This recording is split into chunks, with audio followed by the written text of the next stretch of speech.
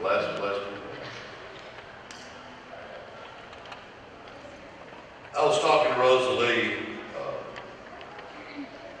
about what I should talk about liberation. And the title, I titled it, Hitler Stole My Father. You know, we always celebrate our survivors, that's what we should, and their children. Their children are affected by such a traumatic event. They grow up with this. Little is spoken too much about liberators' children, me, and what I grew up with. My father was born in 1927, raised in a town called Wharton, Texas, which was definitely predominantly a German culture. My grandmother, his stepmother, was German. Make the best kolaches you've ever ate in your life. Seriously. His father was a sharecropper. This during the Depression, they picked cotton. He went down to enlist in the war at 14, and they basically booted him out. He went back at 17, and they took him. Man had never been out of Wharton County in his life, and he gets on a train to California. Trains in boot camp, and he travels to New York City. He would ship out to England, and then to Le Havre, France is where he went in. Gentlemen, he was a replacement. Y'all know what I'm talking about, right? He was a replacement. He came in very late in the war.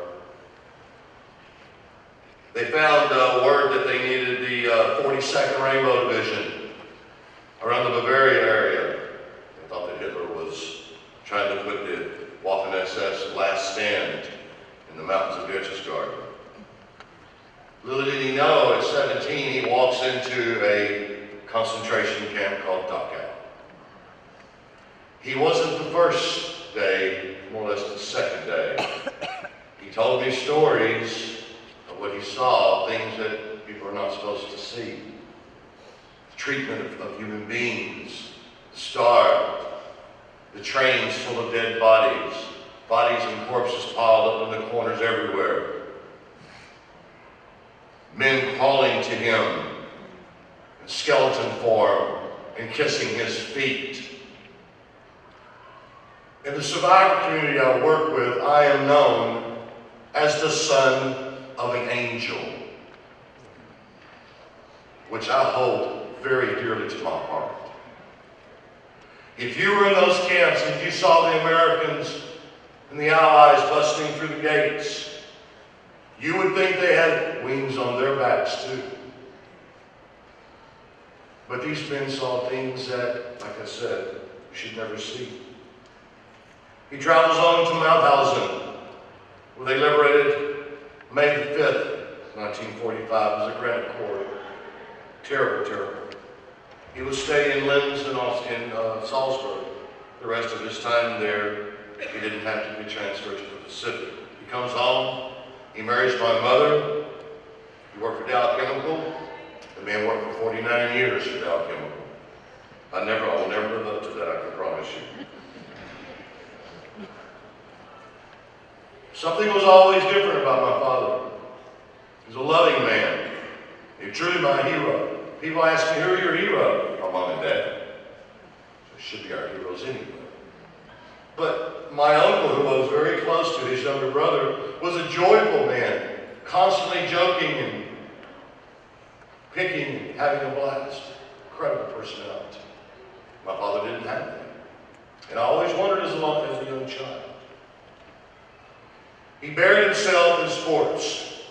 He became a girls softball. In fact, he started girls softball in our area and was a girls softball coach and the state commissioner for 40 years.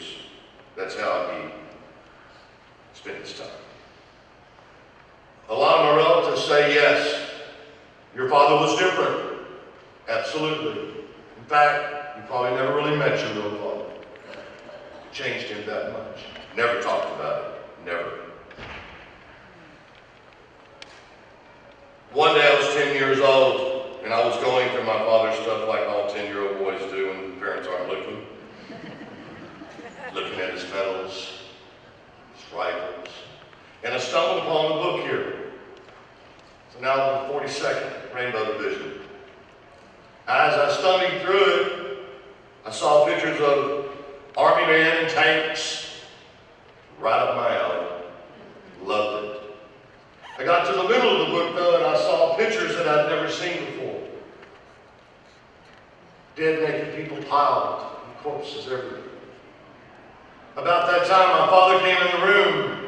The man never raised his voice to me ever in his life.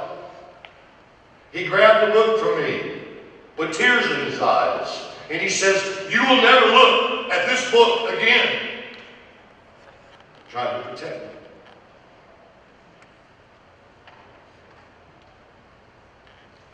I graduated from college late, second career.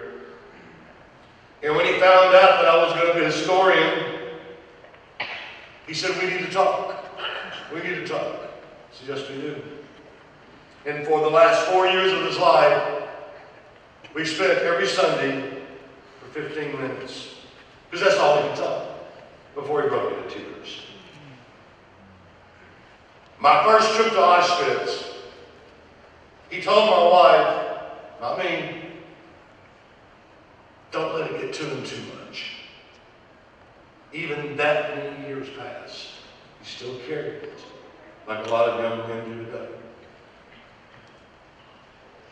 I miss my father. He died in 2008. And the world is a little more empty. Great man. A man that I never really got to know. But I will get a chance again. Absolutely. Until we meet again.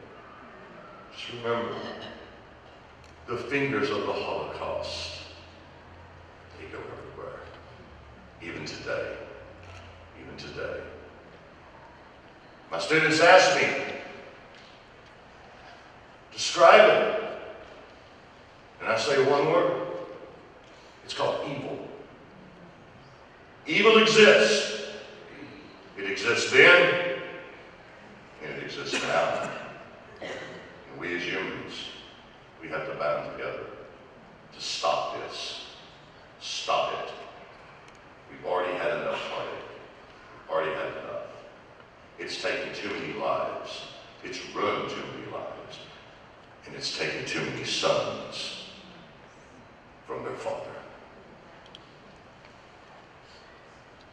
Now let me introduce a real hero. I've had the opportunity to meet this young man about twice now, right? And I already feel like I've known him all my life. Because he is also from the 42nd Rainbow Division, anti-tank unit. He was there with my father.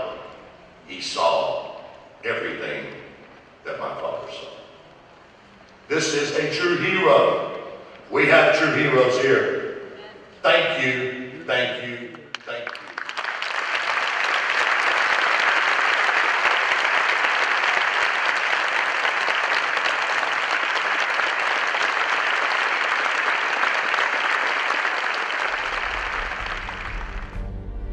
Visit www.marchofremembrancehouston.org, www.marchofremembrance.org for information on an event in your area.